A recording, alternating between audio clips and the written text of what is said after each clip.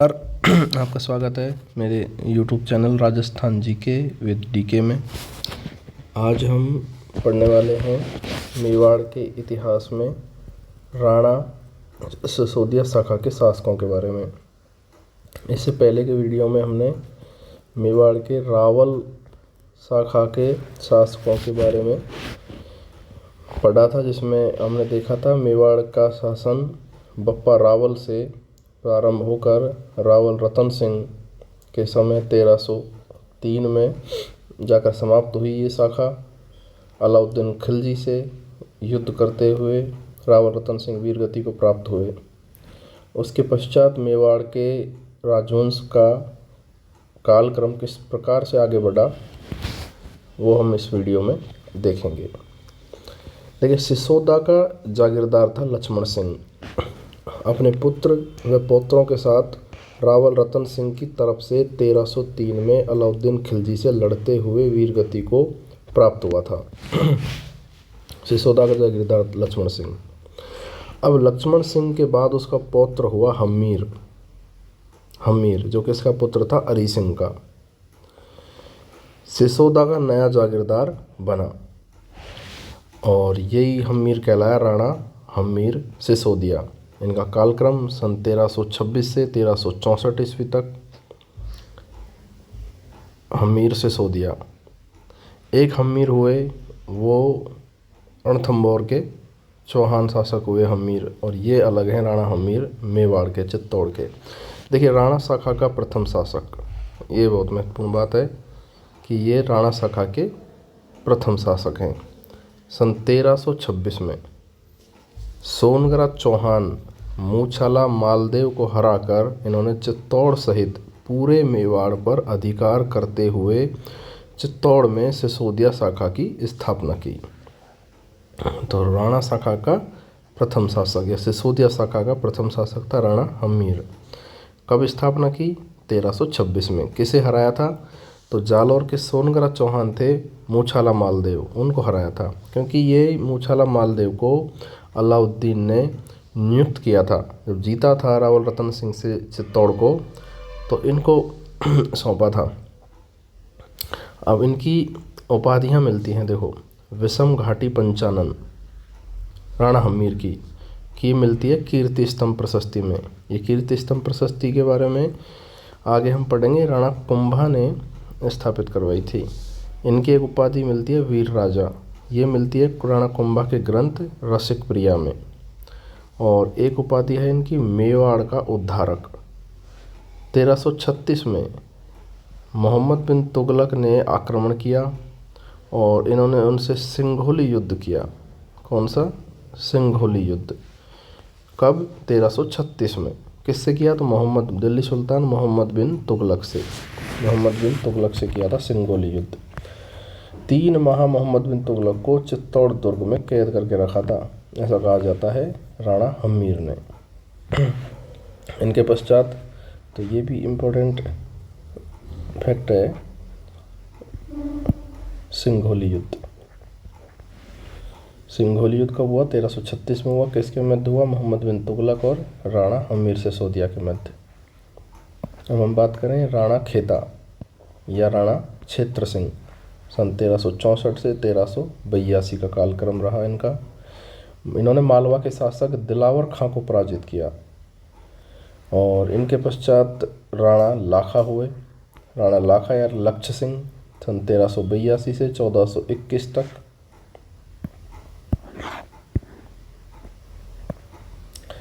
राणा लाखा के काल की महत्वपूर्ण जो घटना मानी जाती है वो है उदयपुर में जावर खान, चांदी की एक खदान हासिल हुई थी इनको, जावर चांदी की खान। इनके समय पीछू छीतर नामक बंजारे ने पिछोला झील का निर्माण करवाया था। पिछोला झील का निर्माण करवाया था इनके समय।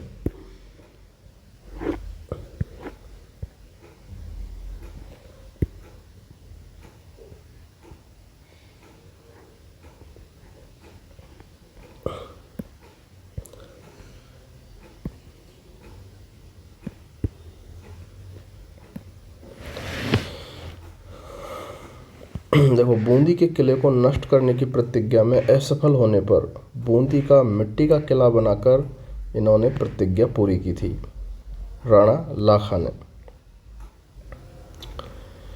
और कुंभाहाड़ा ने इसका प्रतिरोध किया था। देखो, वृद्ध लाखा से रणमल ने अपनी बहन हंसाबाई का विवाह इस शर्त पर किया कि मेवाड़ का शासक लाखा व हंसाबाई का पुत्र बनेगा। ये रणमल ने विवाह किया था अपनी बहन हंसाबाई का वृद्ध लाखा से। अब हम देखेंगे राणा लाखा के दरबारी साहित्यकार कौन कौन हुए। तो धनेश्वर भट्ट और झोटिंग भट्ट दो संस्कृत के विद्वान थे जो राणा लाखा के दरबार में थे। अब नाम आता है चूंडा सिसोदिया का। इनको कहा जाता है मेवाड़ का भीष्म पितामह, क्योंकि इन्होंने अपना राज त्याग दिया था। राजपाट त्यागने पर इसी के वंशजों को उमराव और कुछ उमराव का जो विभिन्न श्रेणियाँ होती थी जागीरदारों की, तो उन उमराव श्रेणी के जो जागीरदार थे चूंडा के वंशज, और इनको कुछ विशेषाधिकार दिए गए थे, जैसे कि हरावल दस्ते का नेतृत्व तो चूंडावतों के पास रहेगा। नए शासक का राज्याभिषेक चूंडावत तिलक लगाकर करेंगे। बड़े ठिकाने चूंडावतों को दिए जाएंगे। मेवाड़ शासक के साथ साथ चूंडावतों के भी हस्ताक्षर होंगे किसी भी संधि पर, किसी महत्वपूर्ण दस्तावेज पर। शासक की अनुपस्थिति में ये कार्यभार संभालेंगे, क्योंकि इनके ही वंशजों को राज मिलता, लेकिन इन्होंने त्याग दिया था। देखिए, लाखा की मृत्यु के बाद मोकल को चूंडा मेवाड़ का शासक बनाता है। मोकल पुत्र था लाखा का, और ये हंसाबाई का पुत्र था, जिससे विवाह इसी शर्त पर किया था उसके भाई रणमल ने कि आपका पुत्र हंसाबाई से जो पुत्र उत्पन्न होगा वही शासक बनेगा। चूंडा को मोकल का संरक्षक बनाया गया, लेकिन हंसाबाई ने उसको हटा दिया। चूंडा इससे नाराज होकर मालवा चला गया। अब हम बात करेंगे राणा मोकल की। राणा मोकल काल रहा था इनका 1421 से 1433 ईस्वी तक। ये राणा लाखा और हंसाबाई का पुत्र था। इनके संरक्षक थे रणमल, इनके मामा रणमल। इसलिए मेवाड़ की शक्ति रणमल के हाथों में आ गई थी। मेवाड़ के पड़ोसी मुस्लिम शासक क्षेत्रों पर अधिकार करना शुरू कर दिया।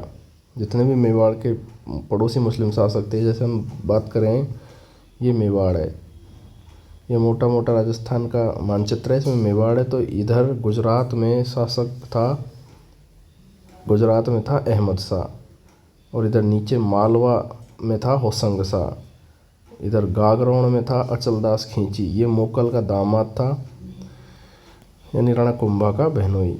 और नागौर में था फिरोज खां। तो तीन तरफ से मुस्लिम शासकों से घिरा हुआ था मेवाड़, और सारे विरोधी थे। देखो, गुजरात के नागौर के इन्होंने क्या किया, नागौर के फिरोज खां ने मेवाड़ के उत्तर पश्चिमी क्षेत्रों पर अधिकार कर लिया, क्योंकि मेवाड़ के उत्तर में है नागौर।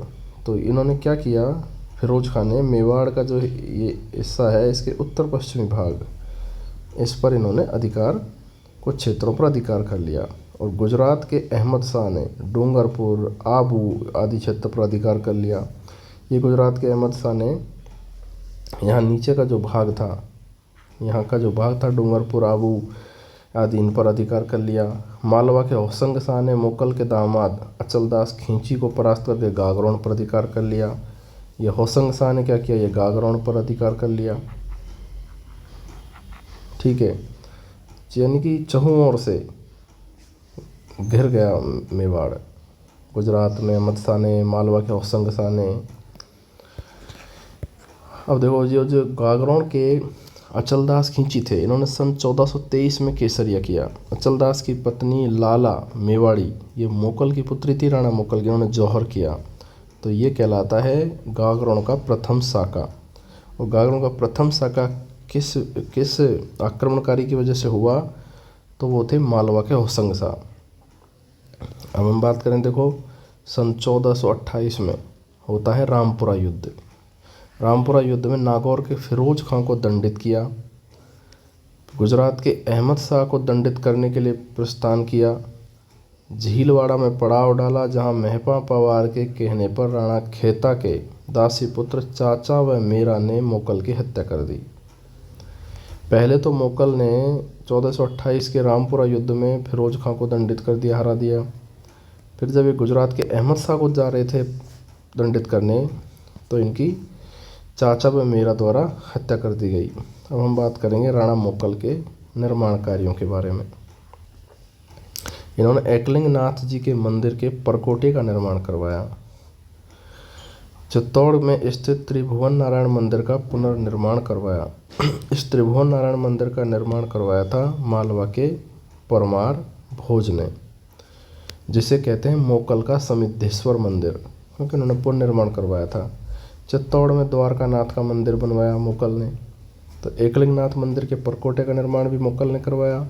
त्रिभुवन नारायण मंदिर का पुनर्निर्माण करवाया, जिसका निर्माण करवाने वाले तो थे मालवा के परमार भोज। अब इनके पश्चात हम बात करेंगे राणा कुंभा के बारे में। बहुत ही महत्वपूर्ण शासक है। शायद ही कोई RS प्री का ऐसा कोई एग्ज़ाम रहा होगा 2012 से, तो प्रश्न पत्र मैंने देखे हैं, दिए हैं, तो कि राणा कुंभा के बारे में कोई प्रश्न ना आया हो। राणा महाराणा कुंभा, कालक्रम 1433 से 1468 ईस्वी, राणा मोकल के पुत्र हुए। और अब हम बात करें सब सर्वप्रथम तो कुंभा की चुनौतियों के बारे में। क्या क्या चुनौतियाँ थी इनके समक्ष। प्रथम चुनौती थी पिता की हत्या का बदला लेना। शासक बनते ही कुंभा रणमल व राघवदेव, ये था लाखा का पुत्र, के नेतृत्व में चाचा व मीरा की हत्या करके मोकल की मौत का बदला लिया। इन्होंने चाचा व मीरा की हत्या कर दी। लेकिन मेहपा पवार व चाचा का पुत्र भागकर मालवा के महमूद खिलजी की शरण में चले गए। दूसरी चुनौती थी इनकी रणमल की बढ़ती शक्ति को नियंत्रित करना। मुगल की मृत्यु के बाद शक्ति का केंद्र बन गया रणमल, जिसे मेवाड़ के सामंत राघव देव के नेतृत्व में रणमल का विरोध करने लगे। रणमल नाराज हो गया और उसने राघव देव की हत्या करवा दी। तब सामंतों के कहने पर कुंभा ने चूंडा को मालवा से मेवाड़ बुला लिया। चूंडा व सामंतों के कहने पर कुंभा ने 1438 में भारमली नामक दासी के हाथों जहर देकर रणमल की हत्या करवा दी। अपने मामा की हत्या कब करवाई? 1438 में। एक दासी थी भारमली, उसके हाथों जहर दिलवा दिया। सत्ता और राज्य को स्थापित करने के लिए शासकों को क्या क्या करना पड़ता था। अब तीसरा 5 चुनौती में बात करें हम, कुंभा के संघर्ष क्या क्या रहे। तो देखो, इनका प्रथम संघर्ष में आ जाता है कुंभा का सिरोही अभियान 1437। सिरोही के शासक हुए सहसमल। बिल्कुल, हमने जब सिरोही के देवड़ा चौहानों के बारे में पढ़ा तो हमने देखा था कि सहसमल देवड़ा जिन्होंने सिरोही को बसाया था। आबू और बसंतगढ़ पर नरसिंह डोडिया के नेतृत्व में कुंभा ने आक्रमण किया था और उनको कब्जा कर लिया था। देखो, फिर सिरोही के शासक सहसमल गुजरात शासकों का सहयोग कुंभा के खिलाफ कर रहा था। इससे नाराज होकर कुंभा ने सहसमल पर आक्रमण कर दिया। सेनापति थे नरसिंह डोडिया, हमने देवड़ा चौहानों में पढ़ा था, और आबू व बसंतगढ़, इन 2 किलों पर अधिकार कर लिया। कुंभा ने आबू में अचलगढ़ दुर्ग का निर्माण भी करवाया और अचलेश्वर मंदिर का निर्माण इस सहसमल ने करवाया था और आबू में अचलगढ़ दुर्ग का निर्माण करवाया कुंभा ने।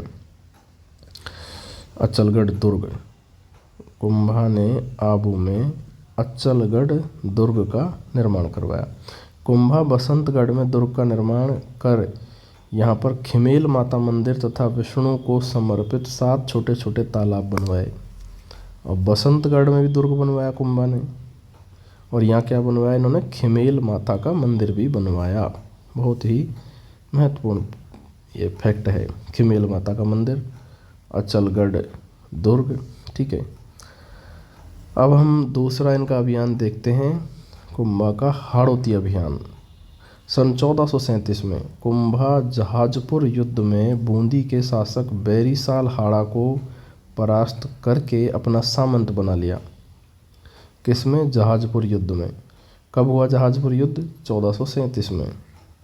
किसको परास्त किया? बैरिसाल हाड़ा को।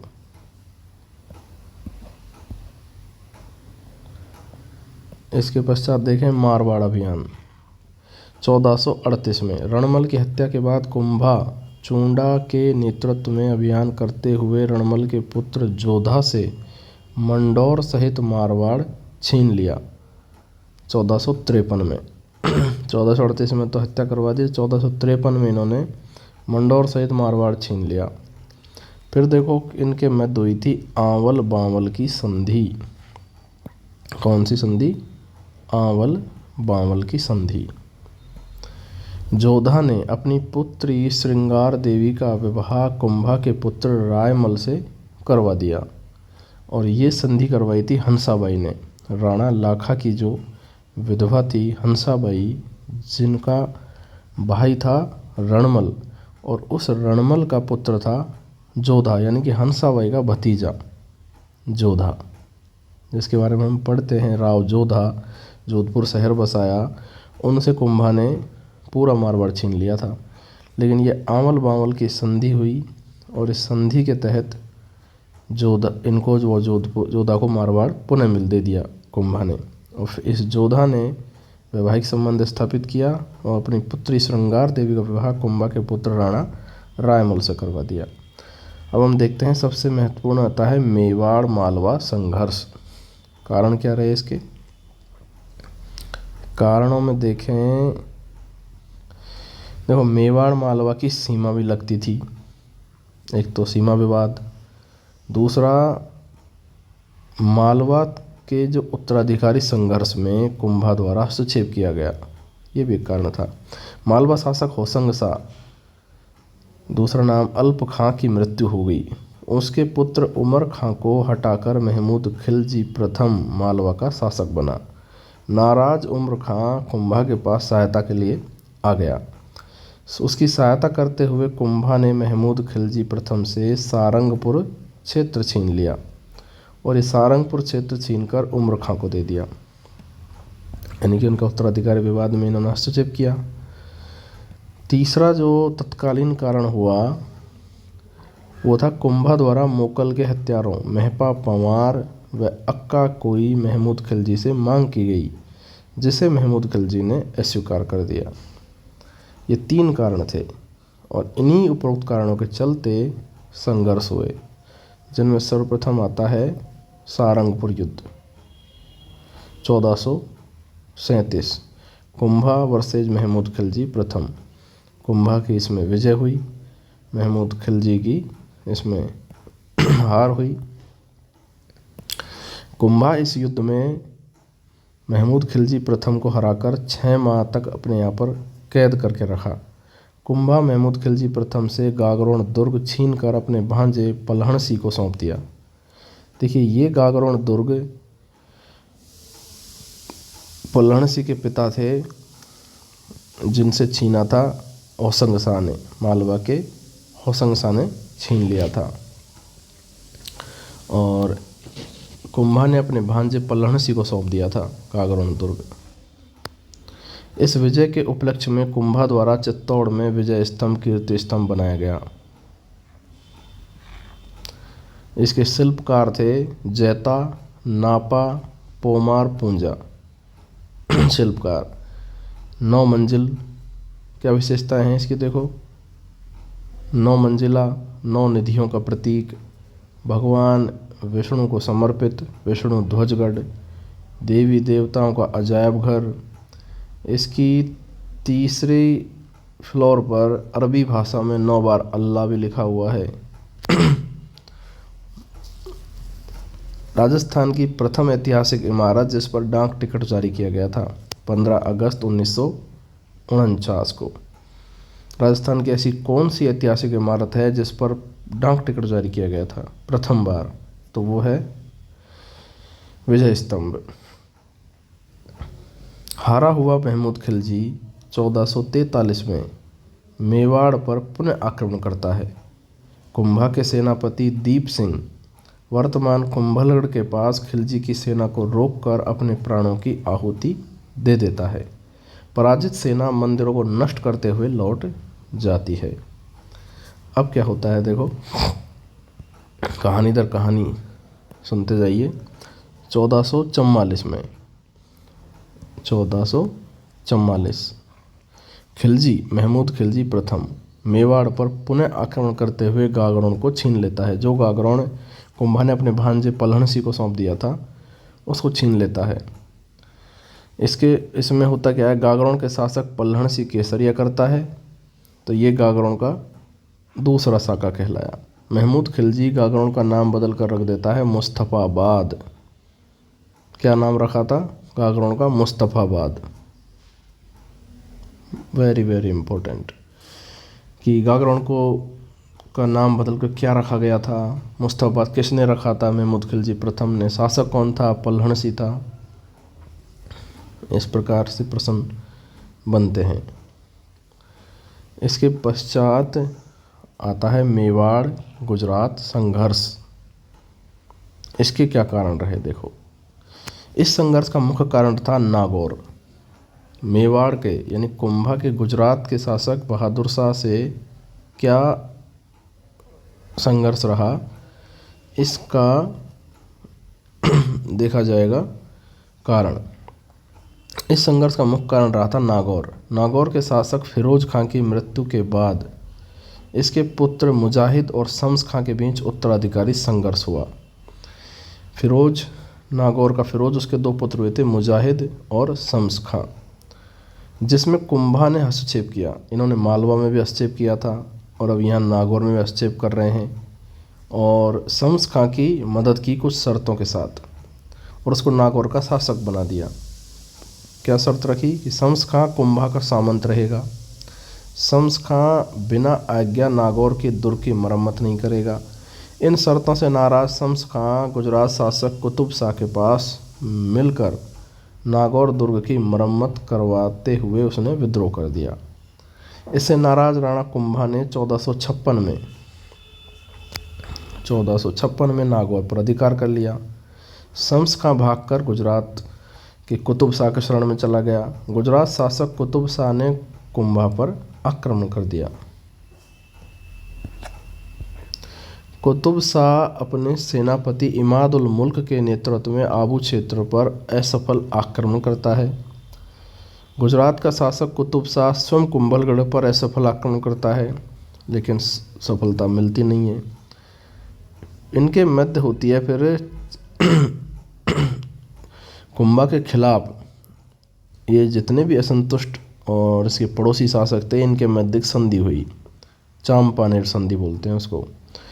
1456 में ये संधि राणा कुंभा के खिलाफ हुई थी। किस किस के मध्य? तो गुजरात शासक था कुतुब शाह, मालवा का शासक था महमूद खिलजी प्रथम, इन दोनों के मध्य हुई थी। गुजरात और मालवा के शासकों के मध्य हुई चांपानेर संधि। दोनों ने मिलकर अलग अलग दिशा से कुंभा पर आक्रमण कर मेवाड़ छीनने का जो योजना बनाई और उन्होंने निर्धारित किया कि दोनों मेवाड़ को आधा आधा बांट लेंगे। शर्त अनुसार दोनों ने 1457 में कुंभा पर आक्रमण किए। देखो, कुतुब शाह ने कुंभलगढ़ की तरफ से आक्रमण किया क्योंकि गुजरात नीचे की तरफ था, तो जब मेवाड़ की तरफ जाने से पहले ये कुंभलगढ़ दुर्ग पड़ता, लेकिन वहाँ से पराजित होकर वो गुजरात लौट आया। ये असफल हो गया प्रथम। दूसरा, महमूद खिलजी प्रथम ने मांडलगढ़ भीलवाड़ा में जीतते हुए आगे बढ़ा। कुंभा व खिलजी में बदनौर के निकट बदनौर बैराठगढ़ युद्ध हुआ 1457 में। बदनौर का युद्ध कह सकते हैं, बैराठगढ़ का युद्ध कह सकते हैं। 1457 में राणा कुंभा और मालवा के महमूद खिलजी के मध्य कुंभा ने महमूद खिलजी को पराजित किया और इस विजय के उपलक्ष्य में बदनौर में कुशाला माता का मंदिर बनवाया राणा कुंभा ने। कुशाला माता का मंदिर हमने देखा, खिमेल माता का मंदिर बनवाया था बसंतगढ़ में, और ये बदनौर में बनवा दिया कुशाला माता का मंदिर।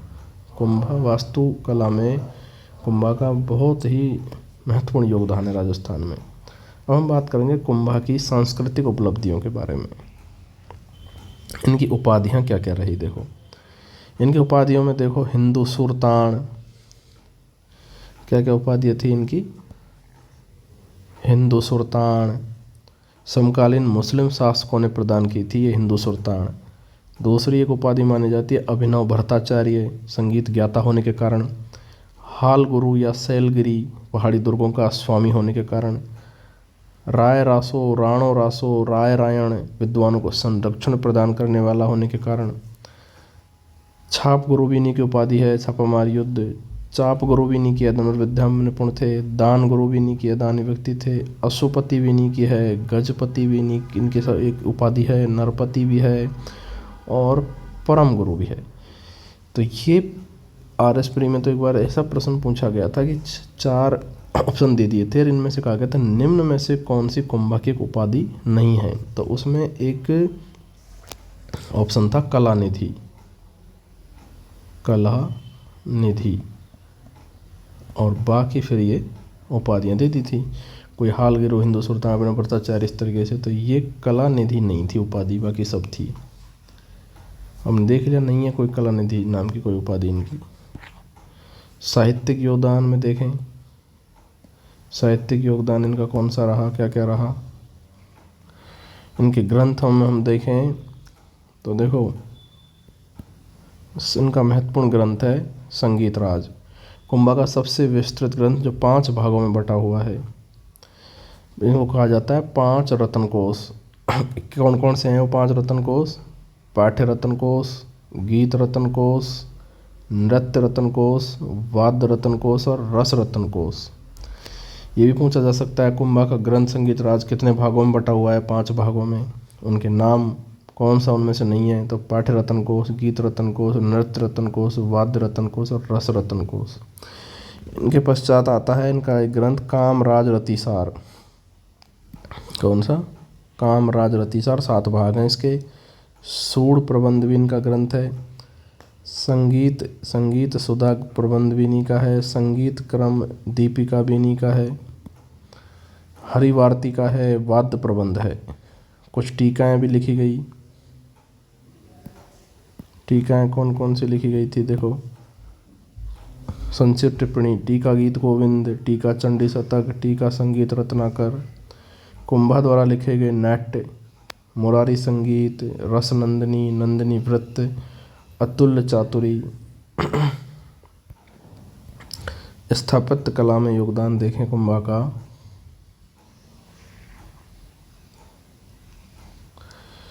श्यामल दास दतिवाड़िया के ग्रंथ वीर विनोद में मेवाड़ के कुल 84 दुर्गों में से 32 दुर्ग कुंभा के द्वारा निर्मित बताए गए हैं, इसलिए कुंभा को स्थापत्य कला का जनक कहा जाता है। सबसे पहले हम बात करते हैं दुर्ग में भी कुंभलगढ़ दुर्ग इन्हीं के द्वारा निर्मित करवाया गया। इसे मेवाड़ मारवाड़ सीमा का प्रहरी कहा जाता है। इसे मेवाड़ शासकों की आपातकालीन राजधानी भी माना जाता है। मेवाड़ की आंख भी कहा जाता है कुंभलगढ़ दुर्ग को। इसका शिल्पी था मंडन। राजस्थान का एस्ट्रूकन कहा जाता है। 36 किलोमीटर लंबा परकोटा है कुंभलगढ़ दुर्ग का। ये दुर्ग मेरा देखा हुआ है, बहुत ही भव्य दुर्ग है। अचलगढ़ दुर्ग सहसमल से जीता था आबू सिरोही और वहाँ बनवाया था इन्होंने अचलगढ़ दुर्ग आबू। कुंभा पे उसके पुत्र उदा की मूर्तियाँ बनी हुई हैं। बसंतगढ़ दुर्ग ये भी सहसमल से जीता था, बसंतगढ़ सिरोही। भौमट दुर्ग उदयपुर में। बदनौर दुर्ग भीलवाड़ा। कुंभश्याम मंदिर चित्तौड़ दुर्ग में, कुंभलगढ़ दुर्ग में और अचलगढ़ दुर्ग में, तीनों दुर्गों में कुंभश्याम के मंदिर बनवाए इन्होंने। और चित्तौड़ दुर्ग में लक्ष्मीनाथ मंदिर का निर्माण करवाया। श्रृंगार चंवरी ये एक जैन मंदिर है। मूल निर्माण जैन मंदिर के रूप में वैलोक जैन द्वारा करवाया गया था, जो कि जैन भगवान शांतिनाथ को समर्पित है। श्रृंगार चंवरी ये एक जैन मंदिर है। रणकपुर जैन मंदिर। कुंभा के मंत्री धरणक शाह पोरवाल द्वारा निर्मित। धरणक शाह पोरवाल। और ये प्रश्न असिस्टेंट प्रोफेसर एग्ज़ाम 2021 में पूछा गया है।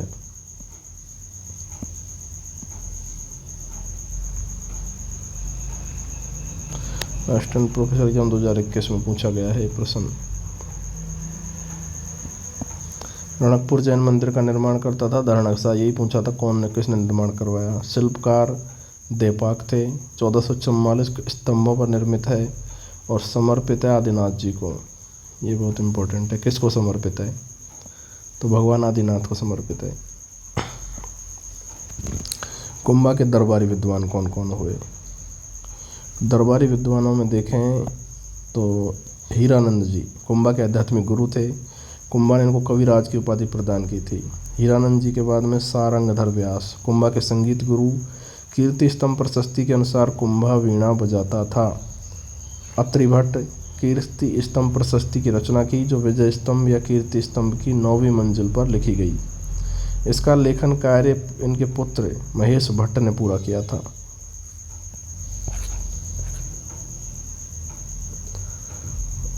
और इस कीर्ति स्तंभ प्रशस्ति में बप्पा से कुंभा तक की वंशावली का वर्णन है। और ये पूछा जा चुका है असिस्टेंट प्रोफेसर एग्जाम 2021 में कि बप्पा से कुंभा तक की वंशावली का वर्णन किस इस प्रशस्ति में है, तो वो है कीर्ति स्तंभ प्रशस्ति। इस प्रकार हम देख सकते हैं कि बहुत महत्वपूर्ण टॉपिक और प्रश्न आए हुए हैं इस टॉपिक से। महेश भट्ट कुंभलगढ़ प्रशस्ति की रचना की। कुंभा को धर्म व पवित्रता का अवतार कहा गया है। कुंभलगढ़ प्रशस्ति में कुंभा को कर्ण व भोज के समान दानी बताया गया है। कुंभलगढ़ प्रशस्ति की रचना की। कान्हा व्यास कुंभा का एकमात्र वैतनिक साहित्यकार था। एकमात्र वैतनिक साहित्यकार कौन था? कान्हा व्यास। इन्होंने रचना की एकलिंग महात्म्य ग्रंथ की। एकलिंग महात्म्य ग्रंथ की प्रथम अध्याय कुंभा के द्वारा लिखा गया, जिसे राजवर्णन कहा जाता है। कुंभा वेद मीमांसा पुराण उपनिषद व्याकरण व राजनीति में रुचि रखने वाला शासक था। इनकी पुत्री थी रमाबाई। कुंभा की पुत्री जो संगीत शास्त्र ज्ञाता होने के कारण वागीश्वरी कहलाती थी। कुंभा ने दहेज में जावर क्षेत्र दिया था इसके विवाह में। जावर में विष्णु मंदिर का निर्माण भी करवाया।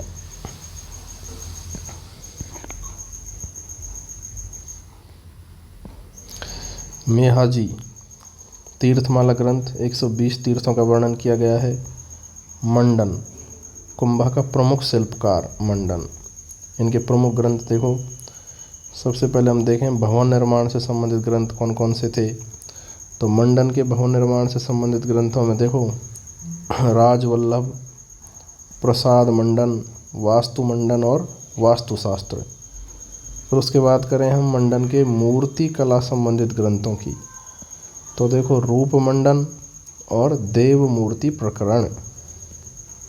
इसके बाद करें अन्य ग्रंथों की, तो उनमें है सगुन मंडन ज्योतिष शास्त्र पर, वैध मंडन चिकित्सा शास्त्र पर और कोदंड विधान है धनुर्विद्या पर। नाथा हुए, नाथा ये मंडन का भाई था नाथा।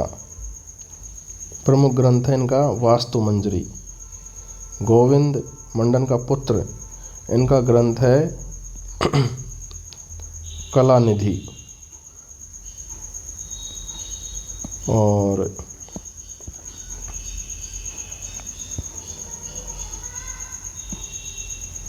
सात समुच्चय आयुर्वेदिक विद्या की जानकारी मिलती है। उद्धार धोरणी और द्वार दीपिका।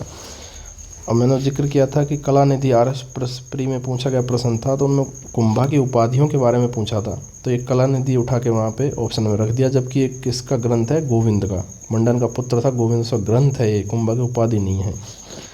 इनके अलावा हम देखें कुंभा के दरबारी साहित्यकार विद्वानों में जैन विद्वान भी हुए। सोमदेव, इनको कुंभा ने कविराज की उपाधि दी। सोम सुंदर, मुनि सुंदर, भुवन कीर्ति, जयचंद्र सूरी। कुंभा ने जैन धर्म का तीर्थकर हटा दिया था। राणा कुंभा ने किस धर्म का तीर्थकर हटाया था? तो जैन धर्म का। कुंभा की मृत्यु, कुंभा का अंतिम समय कष्ट में गुजरा। उन्हें उन्माद रोग हो गया था। 1468 में मामादेव कुंड कुंभलगढ़ के किनारे उनके पुत्र उदा ने कुंभा की हत्या कर दी। उदा को मेवाड़ का पितृहंता कहा जाता है। 1473 में उदा को हटाकर रायमल शासक बना।